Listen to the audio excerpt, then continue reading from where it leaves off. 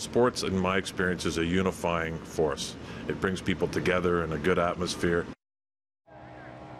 Using soccer as diplomacy, wouldn't that be a thing? In recent days, NAFTA has been kicked around like a political soccer ball or football, depending on what side of the pond you're on.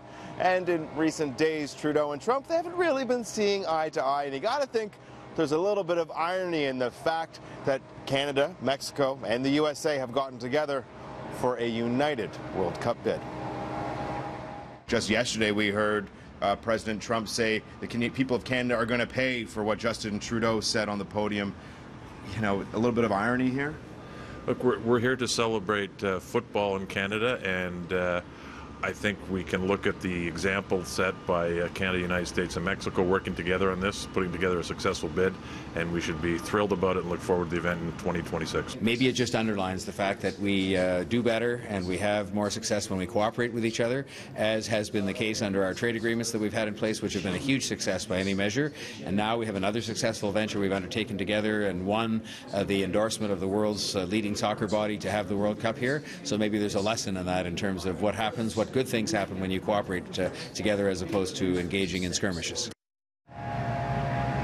Interestingly, today, President Donald Trump tweeting out congratulating the three countries. Yesterday, he actually said the people of Canada would pay for what Prime Minister Trudeau said. Now, we do know that the U.S. is getting the lion's share of the games, Danielle. Yeah, they talked about it 60-10-10 split, and even then we don't know how, of the 10 games within Canada, which cities exactly they'll be or how many they get. Mayor John Tory, of course, saying he's going to fight for as many as he can. Do you want to be greedy, but would like Toronto to have as many as possible? All yeah, we'll take all 10 if no one else wants any. And just the sheer thought of having World Cup caliber soccer here in the city had footy fans excited. What was your first thought that World Cup soccer would be coming to Toronto?